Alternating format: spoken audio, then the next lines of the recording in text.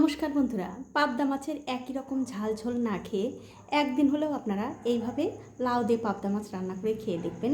আশা করি খেতে আপনাদের ভালোই লাগবে। তো আমি আজকে লাউ দিয়ে পাবদা মাছ রান্না করব। তার জন্য দেখতে পাচ্ছেন এখানে 4 পিস পাবদা মাছ আমি নুন আর হলুদ দিয়ে মাখিয়ে একটুখানি ভেজে নিয়েছি। আর তার সাথে নিয়েছি একটুখানি লাউটা আমি এরকম একটু পাতলা পাতলা করে সরু সরু করে কেটে নিয়েছি। তো এখন আমি মাছটা রান্না করে নেব। তার জন্য একটা কড়াইতে দিয়ে দিলাম সর্ষের তেল। এবারে গ্যাসের ফ্লেমটা মিডিয়ামে রেখে এই তেলটা খুব ভালো করে গরম করে নেব।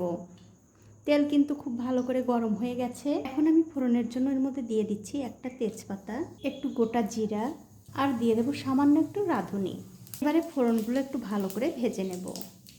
ফোড়ন কিন্তু ভাজা হয়ে গেছে। এখন এর মধ্যে দিয়ে দিচ্ছি আগে থেকে কেটে রাখা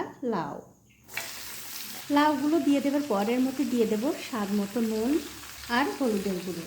এবারে নুন আর হলুদের সঙ্গে এই লাউটা একটু ভালো করে ভেজে নেব। তো এই দেখুন একটা ঢাকা দিয়ে এই লাউ কিন্তু আমি 3 থেকে 4 মিনিট খুব ভালো করে ভেজে নিয়েছি, মানে কষিয়ে নিয়েছি। এখন এর মধ্যে দিয়ে দিচ্ছি জিরার গুঁড়ো, ধনিয়ার গুঁড়ো, লঙ্কার গুঁড়ো, 3টে চেরা কাঁচা লঙ্কা। এবারে গ্যাসের ফ্লেমটা মিডিয়ামে রেখে সব মশলার সঙ্গে এই লাউটা আবার একটু কষিয়ে নিতে হবে। দেখুন মশলার সঙ্গে লাউ কিন্তু আমি আবারও খুব ভালো করে কষিয়ে নিয়েছি। এখন আমি গ্যাসের ফ্লেমটা বাড়িয়ে দিয়ে ঝোলের জন্য এর মধ্যে দিয়ে দেব গরম জল। তবে জলটা কিন্তু বন্ধুরা খুব একটা বেশিও দেব না। তার কারণ হচ্ছে লাউয়ের তরকারিতে কিন্তু ঝোলটা খুব একটা ভালো লাগে না, একটু গামাখা হলে ভালো লাগে।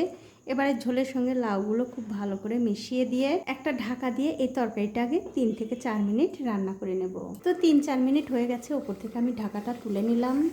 তুলে নিয়ে এর মধ্যে দিয়ে দেব আগে থেকে ভেজে রাখা সেই পাবদা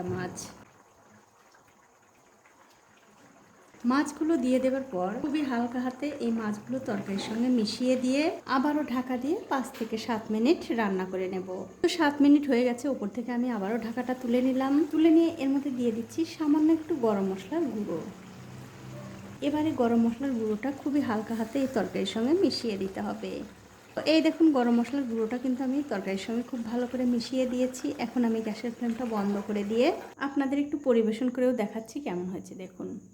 তো বন্ধুরা, এইভাবে একদিন হলেও লাউ দিয়ে পাবদা মাছ রান্না করে খেয়ে আমাকে কমেন্ট করে জানাতে ভুলবেন না আপনাদের কেমন লাগলো। তো আজ এই পর্যন্তই, দেখা হবে অন্য কোনো নতুন ভিডিও নিয়ে।